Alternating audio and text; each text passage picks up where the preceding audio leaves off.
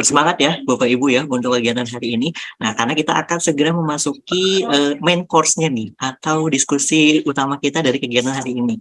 Mungkin tadi udah sedikit diperkenalkan pembicara kita pada siang hari ini, ada Ibu Dr. Agnes Herawati SPD MHU.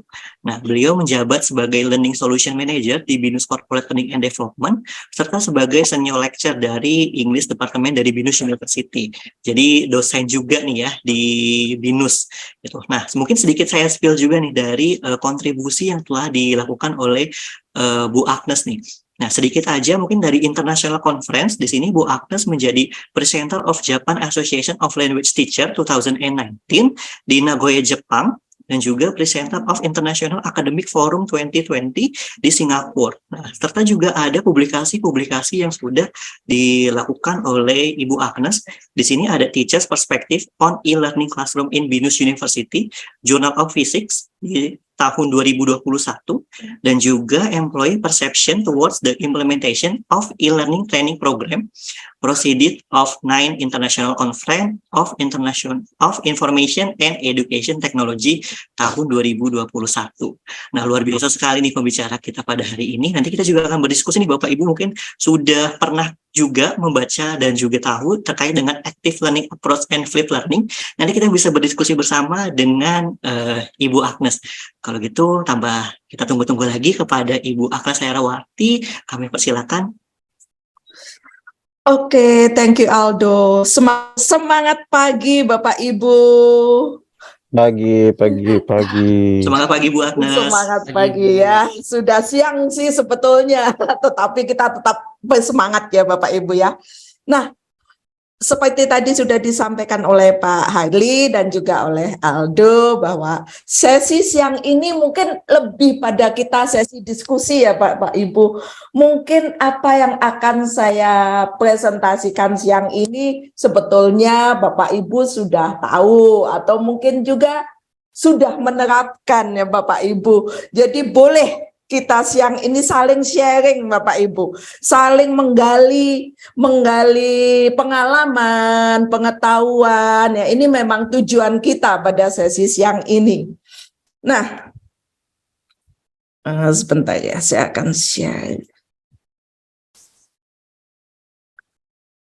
Nah, topik kita pada siang ini adalah Bapak Ibu terkait tentang flip learning. Jadi tadi judulnya sih ada active learning.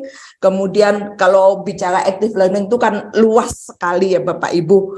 Bahkan ini satu hal yang saya yakinnya kita sebagai dosen, kita sebagai guru itu bukan hal yang asing ya. Kita pun pasti sudah menerapkan. Nah, secara spesifik bentuk active learning-nya adalah flip learning. Nah, again, sekali lagi Bapak Ibu, ini adalah sesi kita untuk sharing. Mungkin saya bisa menggali beberapa hal nih dari Bapak Ibu, pengalaman, pengetahuannya yang kita bisa bagikan siang ini. Nah, jadi agenda kita siang ini adalah terkait introduction sekilas tentang apa itu flip learning, kemudian contohnya, dan kemudian nanti bagaimana sih mungkin ada tips and trick yang bisa saya bagikan jika Bapak Ibu ingin menerapkan flip learning di kelas. Nah, tujuan kita pada siang ini adalah diharapkan nanti Bapak Ibu bisa menjelaskan apa itu konsep dari active learning dan flip learning, kemudian menjelaskan beberapa contoh terkait flip learning, penerapan flip learning di kelas, dan juga menggunakan teknologi ya. Hari gini ya Bapak Ibu ya, pasti kita tidak bisa lepas dari penggunaan teknologi di kelas kita. Tetapi secara spesifik kalau di kelas flip learning itu bagaimana sih? Nah, ini yang akan saya sharingkan pada siang ini.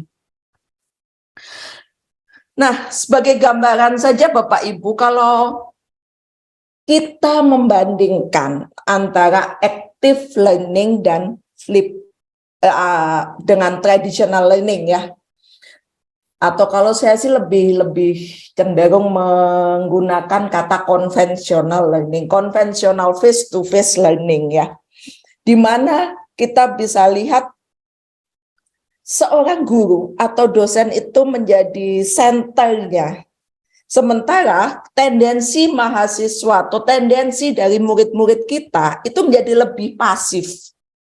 Itu adalah kondisi dalam kelas traditional learning ini atau konvensional face-to-face learning.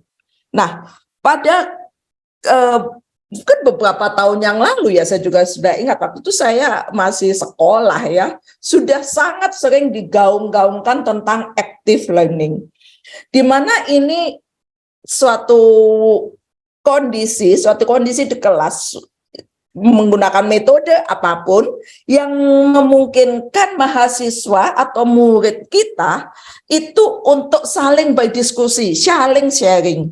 Nah, kemudian pada era saat ini di mana informasi teknologi itu semakin berkembang dengan sangat cepat, sehingga sumber pembelajaran, resources, materi-materi pembelajaran ini sangat bisa dengan mudah itu diakses oleh mahasiswa kita, oleh siapapun. Nah, active learning ini kembali digaung-gaungkan, di mana mahasiswa atau murid-murid kita tuh diajak, oke, kamu sharing lagi, gali informasi, gali pengalaman, kemudian di kelas itu saling berdiskusi, saling sharing apa yang sudah dipelajari.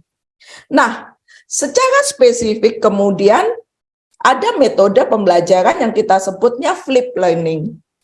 Namanya saja sudah flip ya Bapak Ibu ya, dibalik kelas itu.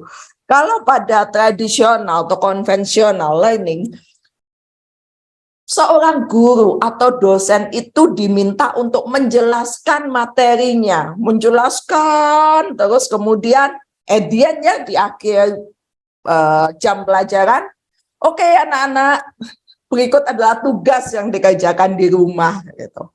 Nah, dalam flip learning kondisi ini dibalik, di mana prosesnya adalah terjadi pre-learning, learning on-site learning ya, during learning, biasanya pre-learning, during learning, dan post-learning.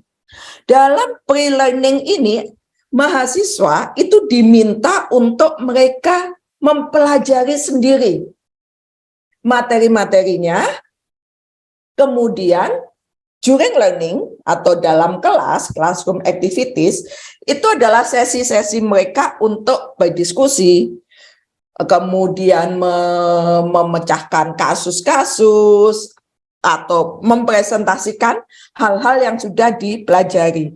Dari sini akan nampak sekali bahwa memang mahasiswa itu dituntut untuk lebih aktif. Nah, kemudian hal lain yang juga kita lihat bahwa peran dosen, peran pengajar atau guru dalam metode pembelajaran ini juga berubah. Di mana kalau kita bicara tadi konvensional learning, itu betul-betul senternya, seperti tadi saya sudah sampaikan, senternya itu ada pada si dosen, ada pada guru ini. Betul-betul dia menjadi sumber informasi. Sementara kalau kita bicara flip class, itu seorang guru atau dosen itu menjadi seorang coach, gitu. Belajar bersama dengan si muridnya. Nah, ini ada pada saat kita menerapkan flip class, ada saya tidak bicara pergeseran atau perubahan, tetapi ada penambahan role di sini, bahwa guru juga bertindak sebagai coach. Nah, mengapa hal ini terjadi? Mengapa kemudian dunia pendidikan ini, sebetulnya kalau kita bicara flip class ini bukan hal yang baru Bapak Ibu, ini sudah banyak diterapkan, sudah bertahun-tahun lamanya banyak diterapkan. Dan mengapa kok akhirnya flip class ini menjadi hal yang disarankan untuk diterapkan, dan banyak memang sudah diterapkan. Melihat kondisi bahwa, jadi ini ada sebuah survei yang dilakukan di Amerika, ternyata 69% dari siswa-siswa itu sebetulnya tidak lulus. Mereka lulus tetapi 31%-nya tidak lulus. Kalau angka, kita bicara angka, ada 1,3 juta di Amerika itu ya. Dari murid-murid kita itu yang DO. Gitu. Penyebabnya apa? Penyebabnya karena tradisional kelas atau itu cenderung menerapkan satu metode pembelajaran dan itu diberikan untuk semua murid di dalam kelas, semua mahasiswa dalam kelas. Seperti kita ketahui bahwa mahasiswa kita itu punya gaya belajar yang berbeda. Punya perbedaan dari bagaimana dia menangkap materi yang diberikan. Jadi kalau di sini sih bahasanya limited concept engagement. Jadi bagaimana mereka engage dengan materi yang diberikan itu berbeda-beda. Dan pada saat satu metode pembelajaran itu diberikan untuk semua mahasiswa, akan ada konsekuensi yang buruk gitu. Nah, salah satunya apa konsekuensinya? Seperti yang survei ini tunjukkan, 1,3 juta mahasiswa per tahun itu DU. Nah, hal ini sangat disayangkan. Oleh karena itu, maka flip class ini mulai digaungkan pada saat itu. Kalau kita lihat datanya ini di tahun 2011. Nah, mulai digaungkan bagaimana seorang dosen, seorang guru itu bisa menerapkan variasi-variasi metode pembelajaran sehingga engagement mahasiswa, engagement siswa kita terhadap materi itu menjadi lebih bagus dan diharapkan ini bisa menekan angka DO tersebut. Nah, memang ada beberapa konsekuensi yang harus dihadapi dengan penerapan flip class ini. Salah satunya adalah seperti disampaikan oleh dalam satu jurnal dari Harvard University, yaitu bahwa penerapan flip class ini menuntut juga perubahan role dari si pengajar tadi. Gitu. Seorang dosen yang memang sebelum-sebelumnya menjadi center dari informasi, center dari pembelajaran, berubah menjadi, kalau tadi saya sampaikan, menjadi coach dari proses pembelajaran itu, menjadi coach bagi mahasiswa-mahasiswanya. Nah, kemudian penelitian lain juga menunjukkan bahwa flip learning ini sebetulnya tidak hanya memberikan benefit, memberikan keuntungan bagi mahasiswa-mahasiswa itu, tidak. Memang iya, beberapa penelitian menunjukkan bahwa flip class ini atau flip learning ini membuat mahasiswa lebih engage dengan materinya. Iya, membuat dia bisa mempelajari materi-materinya itu dengan lebih bebas gitu, di luar jam pelajarannya. Dia mempunyai lebih banyak waktu. Ya, mahasiswa mempunyai lebih banyak waktu untuk mempelajari materinya. Mempunyai banyak kesempatan untuk mempertanyakan materi tersebut. Kemudian ada banyak dia bisa mempraktekkan, mendemonstrasikan, mendebat, mendiskusikan apapun yang sudah mereka pelajari. Bahkan bisa menambahkan pengetahuan, informasi terkait apa yang sudah dipelajarinya.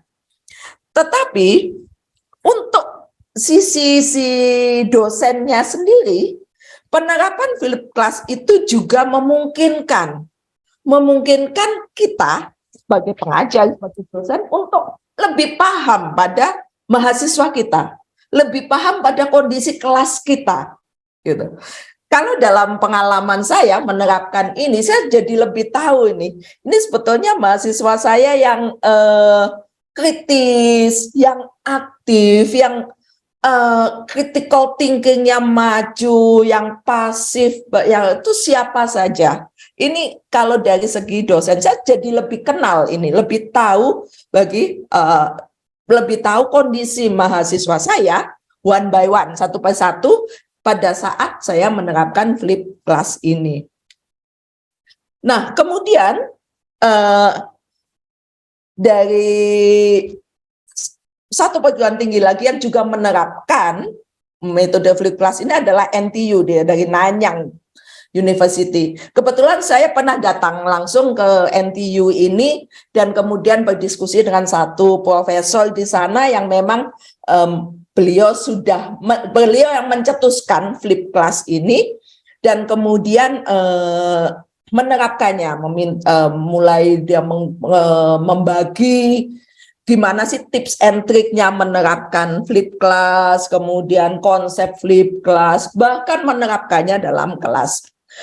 Beliau menyampaikan bahwa kelas itu betul-betul bisa membantu mahasiswa untuk kritis, jadi menggali atau mengembangkan critical thinking mahasiswa itu.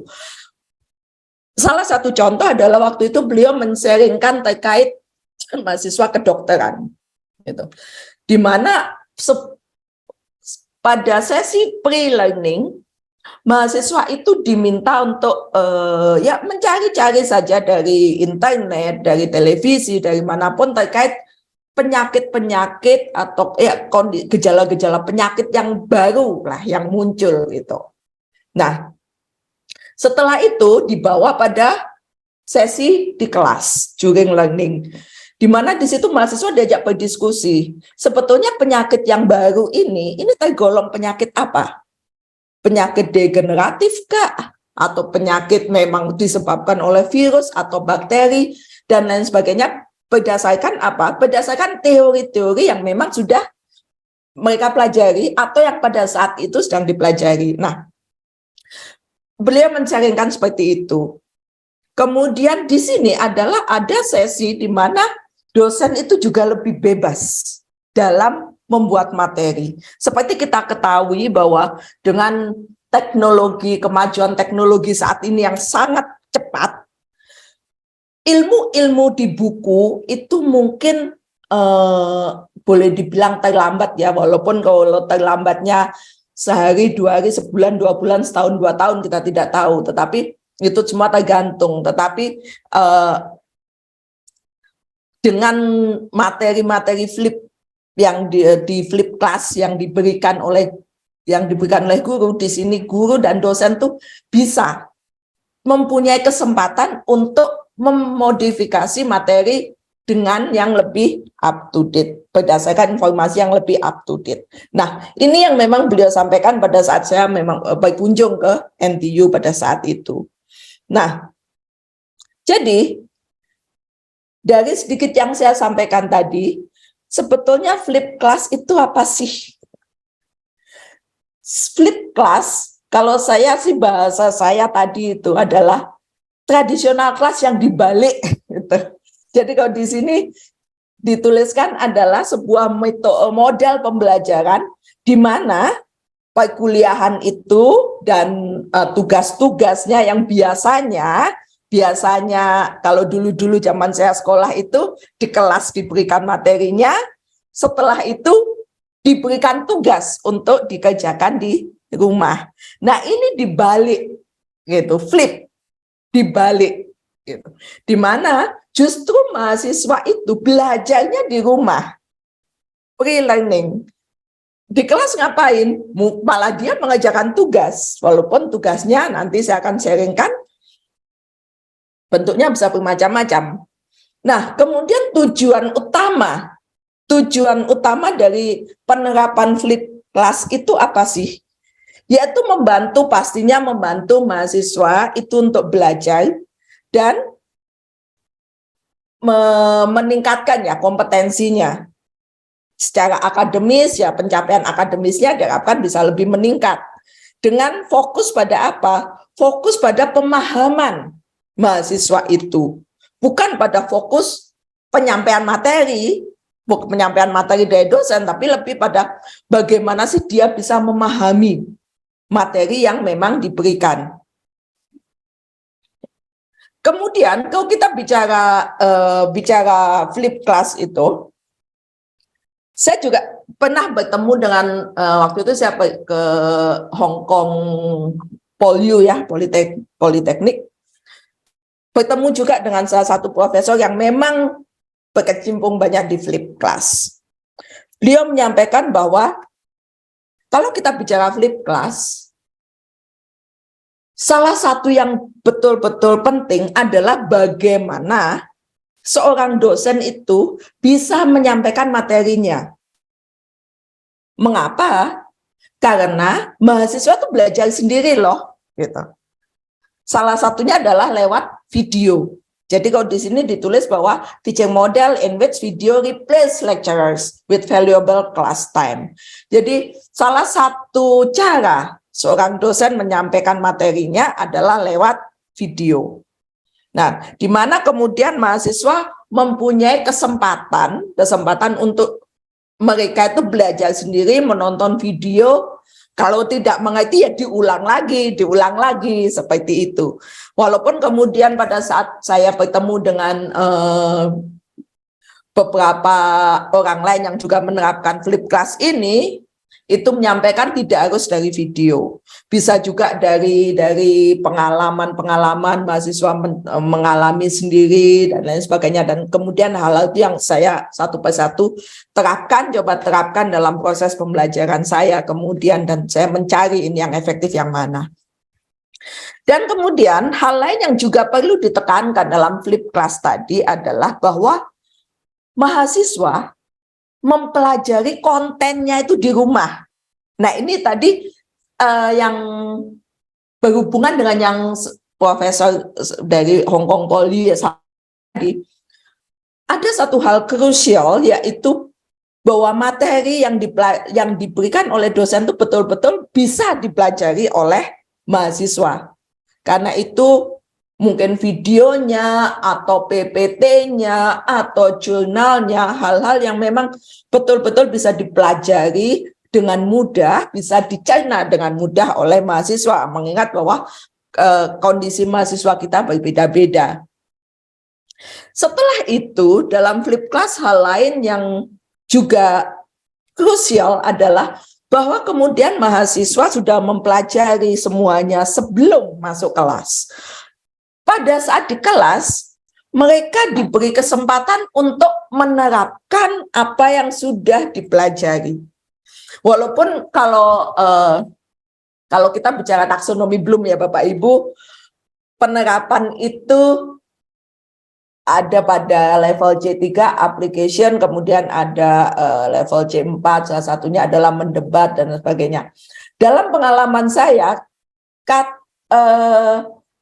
tidak fokus selalu pada penerapan gitu. Setelah mempelajari apa yang materi-materi pembelajaran itu di rumah, apa yang harus dipelajari, itu mereka mempelajarinya di rumah. Pada sesi during learning di kelas, mereka tidak hanya menerapkan. Kadang saya beri kesempatan mereka malah melakukan debat. Kemudian ada sesi di mana saya minta juga untuk membuat planning. Gitu. Nah, jadi ada hal-hal, ada banyak aktivitas yang kita bisa lakukan setelah mahasiswa itu mempelajari sebuah materi. Dan kemudian flip class juga membantu mahasiswa itu mempunyai engagement. Seperti tadi saya sudah sampaikan, hubungan antara mahasiswa dengan materi yang dipelajarinya. Gitu. Dimana kalau ini banyak sekali penelitian di sini menunjukkan bahwa engagement antara mahasiswa dengan materi yang dipelajari itu bisa meningkatkan motivasi mereka dalam belajar, bisa juga kalau ini meningkatkan academic achievement-nya, pencapaian akademis. Nah, hal-hal itu juga menjadi penekanan mengapa flip class itu dilakukan di sebuah mata kuliah. Kemudian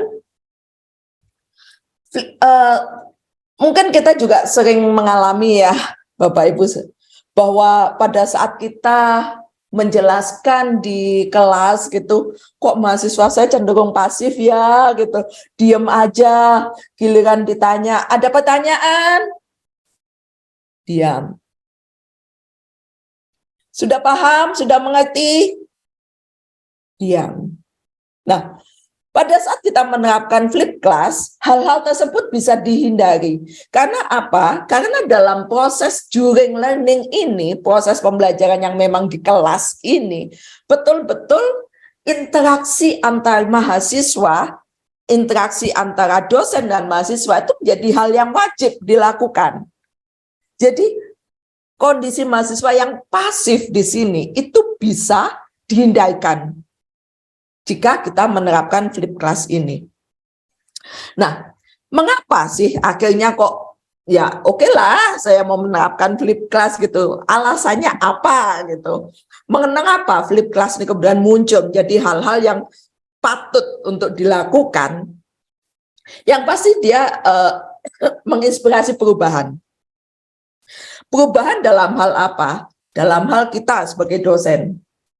Bukan lagi sebagai lecturer yang menjelaskan all the time, menjelaskan materi terus-menerus, tetapi juga berubah kita menjadi coach. Kemudian kita menjadi facilitator. Nah, ini yang sering-sering kita dengarkan ya Bapak Ibu ya, bahwa teacher as facilitator. Nah, ini bisa kita lakukan, betul-betul bisa terjadi jika kita menerapkan flip class ini. Dan ini juga hal lain juga seperti tadi saya sampaikan, penerapan flip class ini itu membuat kita sebagai dosen itu bisa lebih memikirkan, merefleksikan terkait materi yang dipelajari, materi yang kita berikan pada mahasiswa, kemudian proses pembelajarannya, metodenya apakah efektif atau tidak. Kita bisa lebih memahami, mengenal mahasiswa kita. Nah, kemudian pastinya memotivasi mahasiswa. Karena flip class juga memberi kesempatan pada mahasiswa untuk bagaimana materi itu bisa diterapkan. Bisa materi itu berhubungan dengan dunia dia. Dunia yang sekitar mereka. Nah, sering sekali, mungkin Bapak Ibu juga mengalami ya, saya juga mengalami ini bahwa mahasiswa itu bertanya, ngapain sih kita mempelajari materi ini? Emang nanti kalau kerja ini dipakai? Nah, hal-hal seperti itu mungkin bisa dihindari atau mungkin bisa ditekan dengan menunjukkan bahwa ya loh, topik ini itu bisa nanti kalau kalian itu bekerja menghadapi langsung dunia nyata itu ada hubungannya. Nah, flip class membantu. Nanti akan saya sharingkan Bapak Ibu bagaimana flip class itu bisa membantu menjembatani antara teori yang dipelajari dengan kondisi sekitar yang memang dihadapi oleh mahasiswa.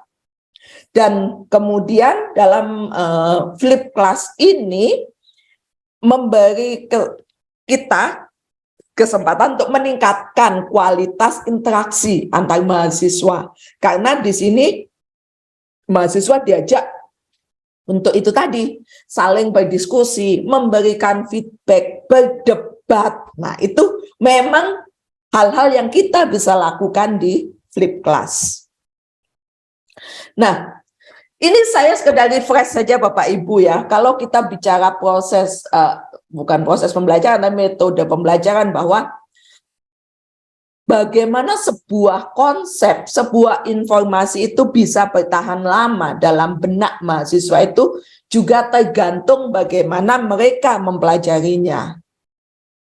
Nah, kalau memang lewat reading, membaca saja, penelitian menunjukkan hanya 10%.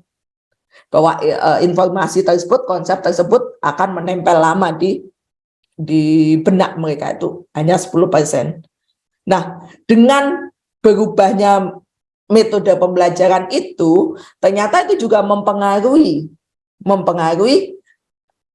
retention rate dari mahasiswa. Nah, kalau dia bisa mendemonstrasikan, mengaplikasikan, nah itu 30% dari materi itu bisa menempel di benak mereka. Berdiskusi 50%, menerapkan 75%, dan kalau teach others, saling sharing, nah itu bisa sampai 90%. Nah, dalam flip class, justru hal-hal yang tadi demonstration, discussion, practice, teach others, ini yang ditekankan, yang memang diharapkan bisa dilakukan dalam sesi kelas kita, dalam sesi pembelajaran kita. Nah, bagaimana sih kita menerapkan flip class ini? Jadi yang pertama kita lihat dari bentar.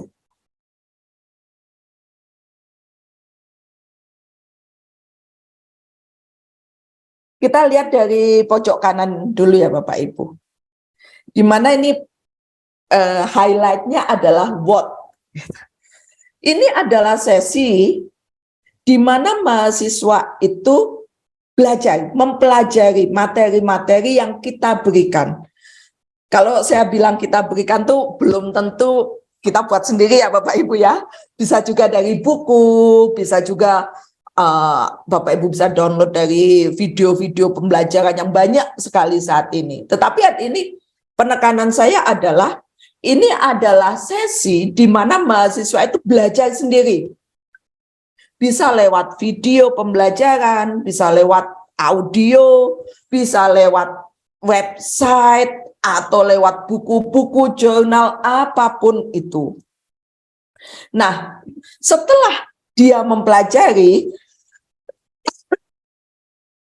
kita mulai mengarahkan mahasiswa, untuk kita lihat pada pojok kiri sebelah bawah, yaitu so what. Kita mengarahkan mahasiswa ini. Ya, saya sendiri tidak menutup mata ya Bapak Ibu ya, kalau saat ini kalau saya minta mahasiswa saya, besok pelajari video ini ya, saya kasih linknya gitu. Belum tentu 100% mahasiswa saya akan menontonnya. Atau saya minta besok baca jurnal ini, apalagi baca jurnal Bapak Ibu. Saya nggak yakin. Ya, kalaupun ada mungkin 1-2 saja mahasiswa tertentu yang memang mau membacanya. Nah, karena itu perlu pancingan ini. Pancingan. Supaya mereka memang itu tadi, mau menonton, mau membaca. Nah, pancingannya apa? Dengan so what ini. Di mana ini kita bisa berkreasi apapun, bisa berkreasi memberikan pancingan model apapun. Kalau di sini ditulis blogging, reflection video, ya ini, di mana mahasiswa bisa merekam dirinya sendiri, mungkin menyampaikan summary dari apa yang sudah dia pelajari. Audio visual reflection, atau kalau kita bisa memberikan quiz gitu. Kalau saya biasanya saya menyampaikan meminta mahasiswa saya untuk membuat catatan kecil, notes. Bentuknya macam-macam. Walaupun saya bilang notes ya, tapi bentuknya kadang mereka mau menggambar mind map boleh, mau memvisualisasikan apa yang sudah dipelajari boleh, mau menuliskan betul-betul dalam bentuk notes tulisan boleh gitu. Apapun itu bentuknya, asalkan itu memang mencerminkan apa yang mereka sudah pelajari.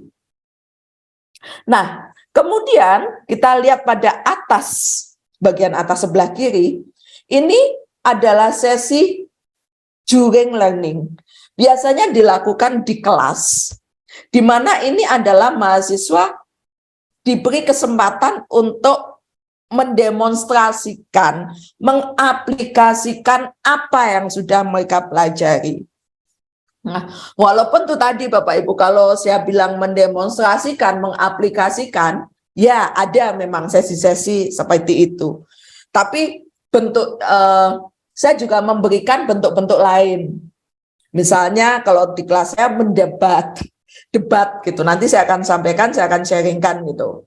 Beberapa hal yang kita bisa lakukan di kelas gitu. Tidak harus apply, demonstrate, enggak juga sih gitu.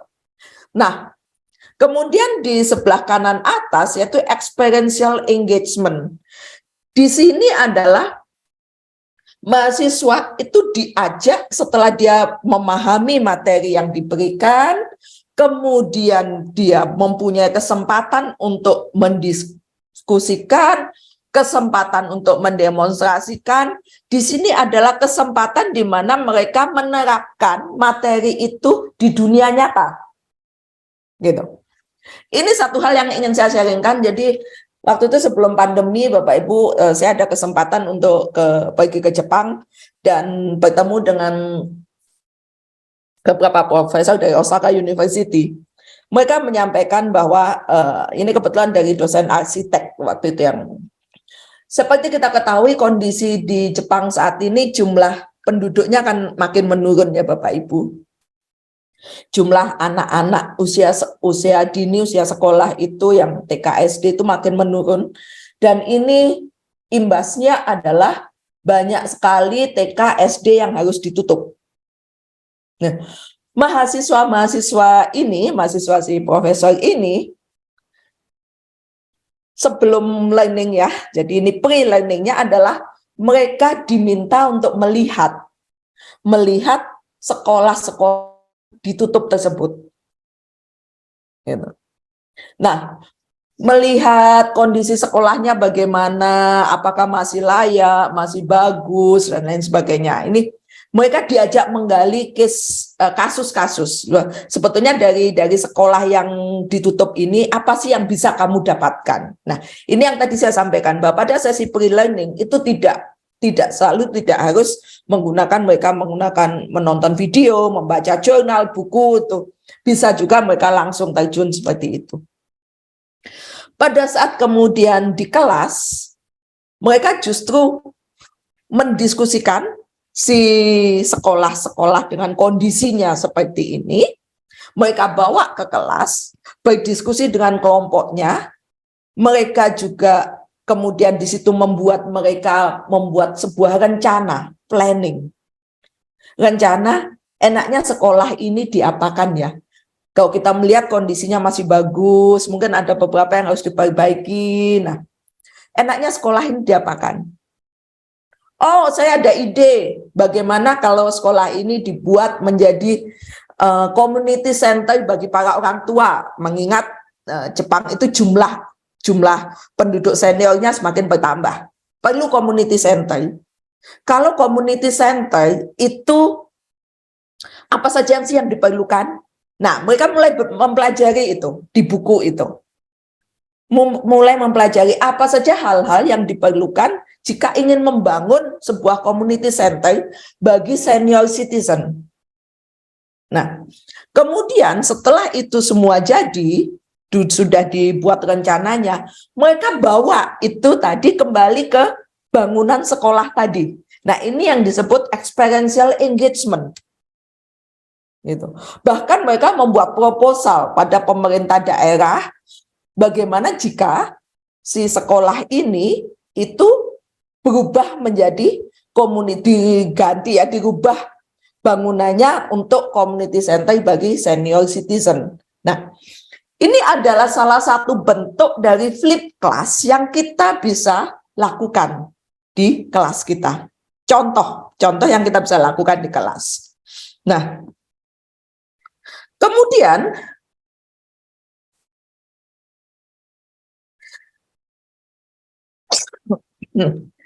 bagaimana sih contoh-contoh lain? Kok ini saya lebih men-sharingkan apa yang memang sudah saya lakukan ya Bapak Ibu untuk terkait penerapan flip class ini. Jadi tadi saya sudah sampaikan sekilas bahwa pada sesi pre-learning ini, di mana pada sesi WOT tadi, Mahasiswa belajar sendiri. Kalau di BINUS kami menggunakan LMS yang disebut BINUS Maya.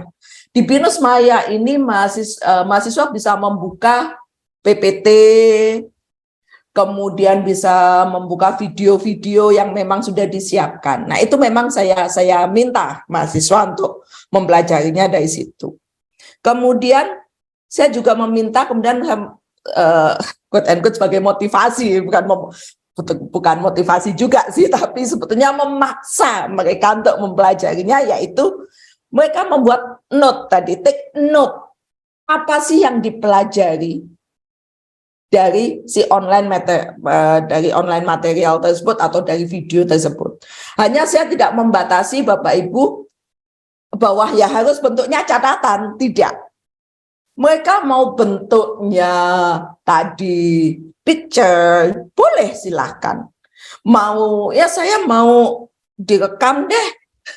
Enakan saya ngomong langsung daripada saya mencatat, saya mau recording diri saya sendiri, silahkan.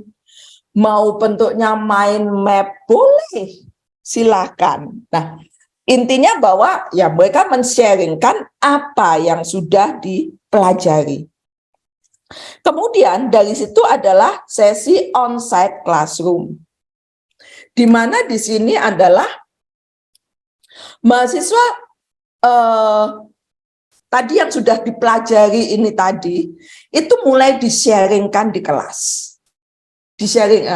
Pada sesi seperti ini saya tidak menutup kemungkinan bahwa mahasiswa itu salah menangkap materinya. Ini adalah sesi di mana saya sebagai seorang dosen itu mengarahkan gitu. Mungkin sering terjadi juga Bapak Ibu bahwa apa yang mereka pelajari itu sebetulnya salah dipahami gitu.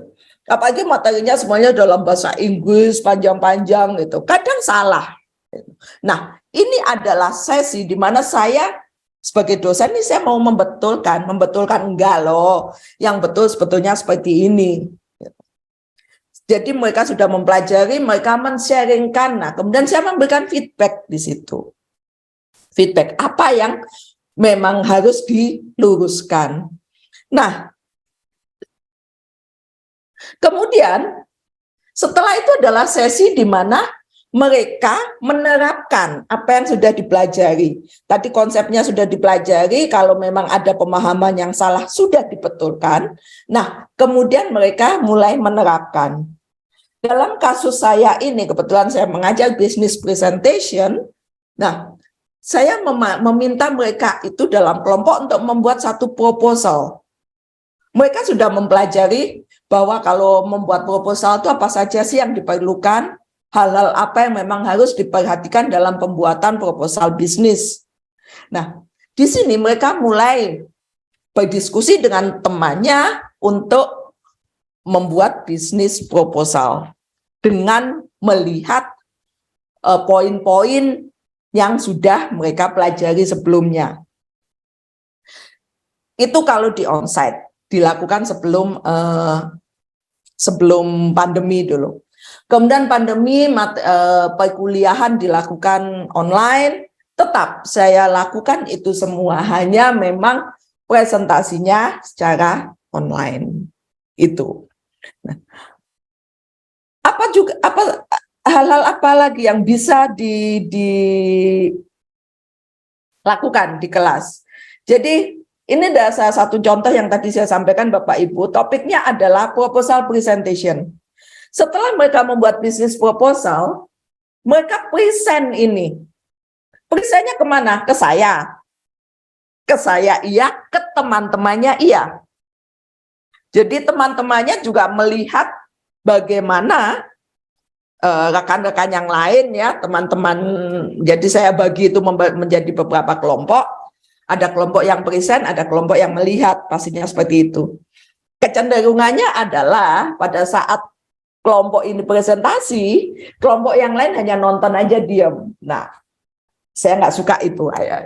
Jadi bagaimana sih supaya mereka juga memperhatikan? Mereka mempelajari kan? Mereka sudah mempelajari materi yang sama. Jadi saya minta kelompok penonton ini untuk memberikan feedback pada teman-teman yang presentasi. Nah, jadi berdasarkan teori-teori yang sudah mereka pelajari, mereka memberikan feedback pada teman-teman yang presentasi. Nah, ini di sini kita lihat ada sesi penerapan dari materi yang sudah dipelajari, dan juga ada sesi evaluasi. Ini yang presentasi sudah mencakup teori-teori yang ada belum ya? Atau memang ada hal-hal yang harus diperbaiki. Nah, itu semua dilakukan di sesi during learning. Kalau di slide ini saya bedakan onsite dan online, itu basically itu hanya caranya saja ya Bapak Ibu ya, ke onsite ya dalam kelas, online seperti ini gitu. Waktu itu onsite sebelum pandemi atau saat ini, kemudian ke online dulu waktu pandemi. Tetapi basically ini adalah hal yang saya sebut tadi during learning. Apa sih yang kita bisa lakukan di during learning ini? Nah, kemudian apalagi kalau kita lihat saat ini dengan kondisi saat ini Bapak Ibu, di mana ya digital tools itu ya, itu technological tools itu tidak bisa dipisahkan dari mahasiswa, tidak bisa dipisahkan dari proses pembelajaran kita. Maka saya untuk memberikan feedback, saya meminta mahasiswa itu untuk memberikannya lewat Padlet. Saya beri linknya, kemudian mereka memberikan feedbacknya via Padlet. Di sini kita pada aktivitas ini kita bisa melihat bagaimana satu mahasiswa itu tidak bisa pasif, gitu, karena mereka pasti harus memperhatikan teman-temannya presentasi. Nah, kemudian memberikan masukan via Padlet. Dari masukan-masukan ini saya bisa, sekali lagi saya bisa melihat ini, mana yang mahasiswa memang betul-betul dia sudah paham materinya, karena dari cara dia memberikan feedback, konten feedbacknya, apakah memang itu sesuai dengan teori yang dipelajari, atau bahkan ada informasi-informasi lain, materi lain yang dia pelajari di luar materi yang saya berikan, tetapi dia gunakan itu untuk feedback. Nah, ini menjadi poin positif. Bahkan dari sini saya juga bisa melihat bagaimana mahasiswa ini berkomunikasi. Salah satu hal yang mungkin menjadi keprihatinan saat ini adalah bagaimana mahasiswa itu berkomunikasi ya Bapak Ibu. Kita bisa lihat dari netizen itu cara mereka menyampaikan pendapatnya itu kan kadang aduh sendiri mengelus dada gitu. Nah, dengan cara seperti ini menyampaikan di Padlet dan bahkan dengan no name, saya bisa tahu bagaimana menyampaikan opininya, menyampaikan masukan-masukannya. Nah, kalau memang ada yang menyimpang, ada yang tidak mungkin tidak sopan, atau walaupun ini saya tidak pernah ketemu sih, tapi mungkin ada beberapa kata-kata yang tidak pantas untuk disampaikan pada feedback, saya bisa pada saat itu saya bisa meluruskannya. Nah, ini semua kita lakukan pada sesi during learning ini. Nah, ini adalah beberapa hal yang tadi saya sampaikan, Bapak Ibu. Jadi ini gambar di atas ini dulu sebelum pandemi ya. Sebelum pandemi gitu. Mereka harus tadi notes-nya itu mereka entah mencatat atau lewat, betul-betul dicatat atau lewat mereka menggambar apapun itu, visualnya apapun itu, pokoknya menggambarkan apa yang mereka sudah pelajari, bisa lewat mind map seperti itu. Nah, kemudian yang di bawah ini adalah Padlet yang digunakan untuk proses pembelajaran pada sesi online. Di sini, oh ya Bapak Ibu, pada saat mahasiswa itu di sesi pre-learning, di mana mereka mempelajari sendiri materi yang diberikan, kita bisa memancingnya dengan beberapa pertanyaan. Misalnya di sini, what is pilot project gitu. Nah, mau nggak mau kan mereka juga mempelajarinya ya, berusaha menjawab pertanyaan itu. Dan pada sesi di kelas, sesi during learning ini, mereka men-sharingkan pilot project ini apa. Nah, pada sesi ini kita bisa melihat apakah memang pemahaman mereka terkait definisi pilot project itu sudah betul atau tidak. Kalau memang tidak betul, berarti ya ini sesi kita sebagai dosen untuk meluruskan yang betul itu seperti apa sih yang dimaksud pilot project. Pada sesi ini saya juga mengajarkan pada mahasiswa bagaimana untuk memparafrasekan gitu, bukan mengcopy paste apa yang ada di buku, apa yang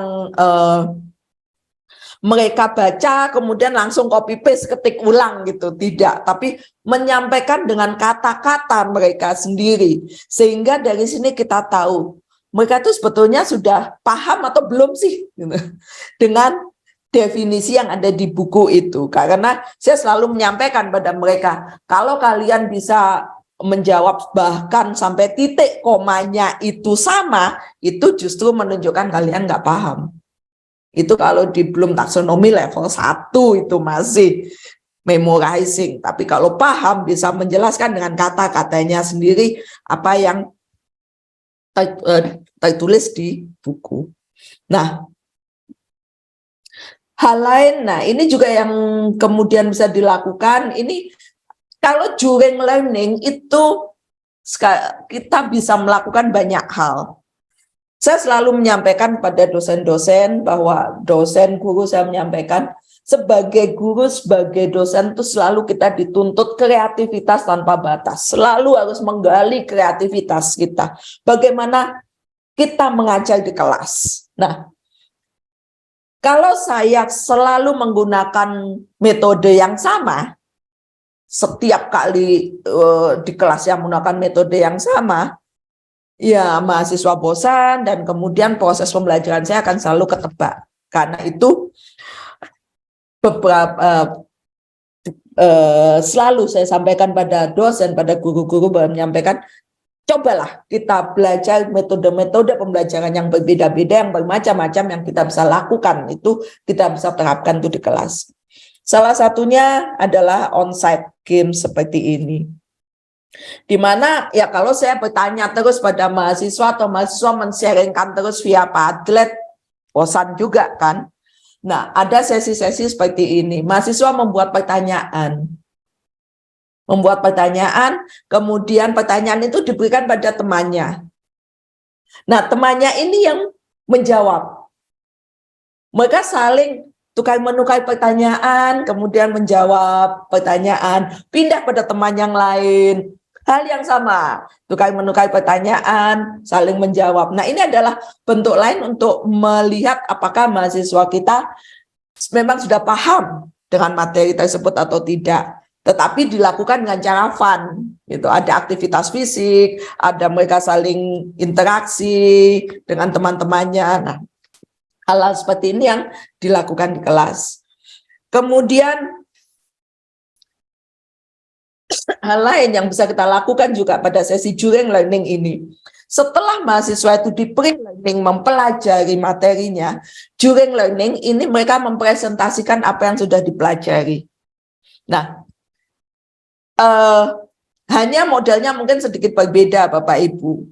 Banyak yang kita sering lakukan ya. Jadi ada mahasiswa satu kelas duduk di kelas, kemudian ada satu grup yang presentasi gitu. Itu saya pun juga sering melakukan seperti itu. Tapi bisa juga kalau yang seperti di layar ini kita lihat, di sini ada 3 kelompok mahasiswa, mereka membuat presentasi untuk 3 topik yang berbeda, 3 subtopik yang berbeda. Nah, di sini mahasiswa yang lain, teman-temannya ini bergiliran mendatangi kelompok-kelompok presentasi ini. Jadi di kelompok A yang mereka akan mempelajari subtopik A. Di kelompok B mereka akan mempelajari subtopik B. Di kelompok C mereka akan mempelajari subtopik C. Seperti itu. Itu paralel kita bisa lakukan 3 grup ini paralel kita bisa lakukan presentasinya di kelas. Nah, kemudian kalau ini adalah, jadi ini waktu itu kasusnya adalah saya meminta mahasiswa untuk begini, kebetulan saya itu mengajar linguistik ya Bapak Ibu. Salah satunya adalah bagaimana sih orang itu berbicara, berkomunikasi. Nah, pada sesi during learning ini, saya minta mahasiswa saya untuk melihat, kalau maaf ya Bapak Ibu, supaya angkot berkomunikasi seperti apa sih? Ibu-ibu warteg itu kalau berkomunikasi seperti apa sih? Nah, saya meminta mereka untuk mengamati, kemudian mencatat di selembar kertas gitu, dicatat saja kalau supaya angkot bagaimana cara berbicaranya, mbak-mbak warteg itu bagaimana cara berbicaranya, seperti itu. Nah, kemudian mereka saling ini di kelas men-sharingkan hasil yang didapat, kemudian teman-temannya yang lain itu akan menambahkan dengan teori-teori, kebetulan teorinya sosiolinguistik, dengan teori-teori yang memang relevan dengan kasus tersebut, relevan dengan contoh-contoh yang mereka ambil dari kasus tadi, supir angkot, mbak-mbak warteg gitu. Itu ditambahkan di flip chart seperti ini. Nah, ini yang dilakukan di kelas. Kemudian, nah, pada saat pembelajaran itu berubah online karena kondisi pandemi, hal-hal tersebut tetap saya lakukan. Walaupun sekali lagi tidak bisa tadi menggunakan kertas flip atau ya di kelas dengan kelompok-kelompok presentasi seperti itu, tetapi semuanya via Zoom. Dan di sini saya mulai menggunakan teknologi yang simple tadi. Kalau Padlet tadi sudah biasa gitu. Nah, salah satu yang sering saya lakukan juga adalah meminta mereka untuk mereka sharing dalam breakout room. Kalau tadi di kelas itu mereka bisa keliling presentasi dari kelompok, keliling melihat presentasi dari kelompok-kelompok yang berbeda. Nah, ini mereka bisa keliling dari satu breakout room ke breakout room yang lain. Kemudian kalau dulu di kelas mereka bisa berdebat seperti ini, gitu, ada 2 kelompok berdebat. Di kelas online pun ini juga saya lakukan Bapak Ibu. Jadi biarpun menggunakan Zoom, saya bisa bagi menjadi 2 kelompok, kemudian mereka saling berdebat, mendebatkan apa saja itu. Misalnya waktu itu saya memberi kasus, salah satu contoh adalah misalnya ada seorang karyawan yang tidak perform, apakah dia memang harus dipecat langsung atau bagaimana. Nah, itu mereka saling mendebatkan berdasarkan, memang sekali lagi bukan berdasarkan opini pribadi, tetapi memang semua harus ada satu patokan, satu hal yang memang saya selalu bawa, bahwa opinimu, pendapatmu harus berdasarkan teori materi yang sudah kamu pelajari, gitu. Ini satu hal yang memang memaksa mereka, ya, quote on quote Bapak Ibu, memaksa mereka untuk mempelajari materinya, memaksa mereka untuk berpikir kritis, dan kemudian dari teori tersebut dihubungkan dengan kasus yang ada, dengan kondisi yang nyata, dan kemudian disampaikan dalam forum, entah itu presentasi, entah itu debat. Nah, kemudian hal lain juga yang mungkin karena saya mengajarnya waktu itu business presentation, ya, ini contohnya waktu saya mengajar business presentation, mereka memvideokan presentasi mereka. Nah, jadi di kelas ada sesi, kalau di kelas onsite mereka langsung presentasi, tapi di sini adalah teman-temannya menonton video tersebut, kemudian memberikan feedback berdasarkan si video yang mereka tonton, which is itu sebetulnya teman mereka presentasi gitu. Nah, jadi apa yang dilakukan apa yang saya lakukan waktu kelas onsite itu pada saat kemudian pandemi bahwa kelas online basically tidak berubah, hanya memang tools-nya saja yang saya sesuaikan dengan kondisi kelas online. Jadi kalau memberikan feedbacknya, kalau dulu bisa lewat post-it gitu, mereka menulis feedback. Ya kalau online saya gunakan Padlet.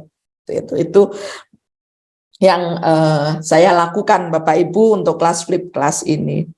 Nah, dari apa yang saya sampaikan tadi, apa sih hal-hal yang memang perlu diperhatikan jika kita ingin menerapkan flip class ini? Yang pertama yaitu bahwa kita menyiapkan materi yang memang harus dipelajari sebelum sesi during learning. Jadi pada sesi pre-learning kita menyiapkan materi. Materinya apa saja? Bisa berbentuk video, bisa tadi cari kasus-kasus yang ada di sekitar mereka, seperti itu. Atau kalau kita bisa membuat mahasiswa kita membaca jurnal atau buku, ya itu juga no problem, walaupun ya mungkin ini agak effort sedikit ya Bapak Ibu, perlu usaha lagi untuk membuat mereka membaca. Kemudian meminta mereka menonton atau membacanya di rumah. Nah, untuk itu kita perlu memaksa, memaksa mereka.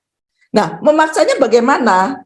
Kalau kasus saya ya membuat, oke, entah itu tuliskan atau gambarkan apa yang sudah kamu pelajari, apa yang sudah kamu baca, kamu tonton, kamu summarize dalam bentuk notes, catatan, dalam bentuk picture, mind map, apapun itu.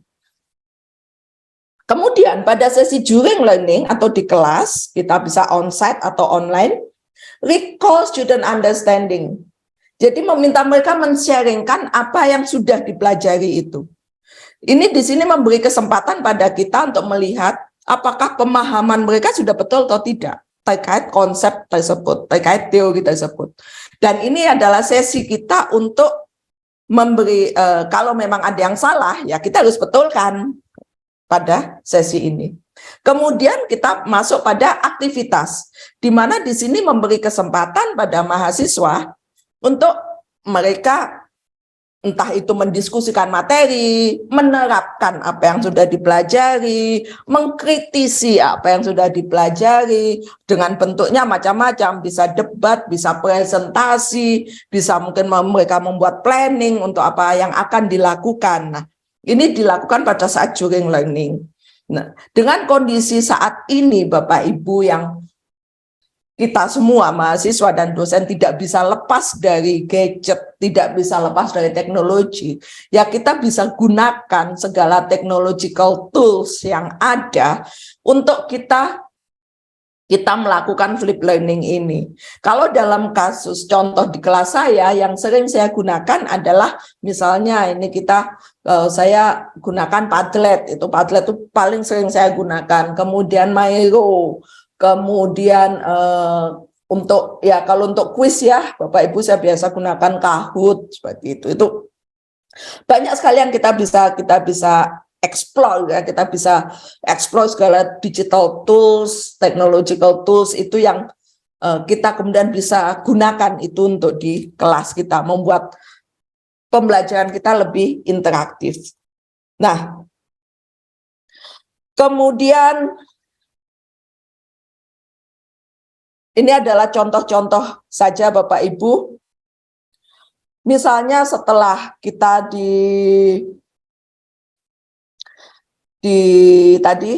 kita di kelas gitu, di mana mahasiswa sudah mempelajarinya, sudah mempelajari dalam pre-learning, kemudian sesi di kelas di mana mereka ada kesempatan untuk men-sharingkan yang sudah dipelajari, mendebatkan, mendiskusikan, mempresentasikan apapun itu aktivitasnya yang bisa dilakukan pada saat during learning tadi. Nah, ada sesi di mana kita sekali lagi kita meluruskan. Kalau ini misalnya kalau saya tulis mungkin 30-40 menit, di sini adalah sesi kita untuk kalau memang ada yang salah ya ini sesi untuk membetulkan, atau memang mungkin ada hal-hal yang bukan hanya membetulkan, tapi mungkin ada dari materi, dari pre-learning material yang belum ditangkap oleh mahasiswa. Kita bisa tambahkan pada sesi ini. Itu sesi 30-40 menit. Nah, kemudian apakah selalu seperti itu? Apakah selalu kalau mahasiswa sudah mempelajari di pre-learning kemudian masuk kelas, apakah mereka men-sharingkannya selalu dengan notes, selalu dengan mind map, selalu dengan picture, tidak Bapak Ibu. Untuk mengecek pemahaman mereka, kita bisa melakukan banyak hal. Misalnya yang sering saya lakukan ya saya memberikan kuis, walaupun kuisnya lebih ke fun ya. Ada kalanya memang kuis yang serius yang saya nilai, tapi ada kalanya juga kuis-kuis yang sifatnya fun lewat Kahoot atau lewat quizzes di sini. Jadi ini membuat kelas lebih interaktif, lebih interaktif, mungkin lebih rame, lebih bersemangat bagi mahasiswa. Nah, mungkin demikian dari saya Bapak Ibu, sharing dari saya. Nah, ini sesi-sesi berikutnya yang saya juga lakukan di kelas, di mana saya meminta mereka memberikan feedback nih, contoh-contohnya lewat Padlet, kita bisa gunakan itu. Nah, kemudian ini adalah sesi di mana pada saat kita selesai pada sesi during learning, itu mungkin yang 10 menit terakhir itu sebelum kita mengakhiri kelas, itu 10-15 menit di mana kita wrap up, men-summarize apa yang sudah dipelajari. Karena ya mungkin Bapak Ibu juga sudah mengenal ya mahasiswa, begitu keluar dari kelas selesai pembelajaran lupa yang dipelajarinya apa. Gitu. Nah, maka itu diharapkan sekali ada sesi penutup 10-15 menit di mana kita bisa wrap up, menyimpulkan, men-summarize apa yang memang sudah dipelajari sebelumnya. Sehingga ini juga menghindarkan mahasiswa dari lupa dan juga mengulang sedikit apa yang sudah mereka pelajari. Moga-moga setelah itu mereka bisa ingat. Gitu. Jadi begitu keluar kelas oke, bye juga udah semuanya yang sudah ada di benaknya. Sangat disayangkan kalau itu terjadi Bapak Ibu. Nah, demikian dari saya Bapak Ibu sharingnya. Terima kasih atas perhatiannya.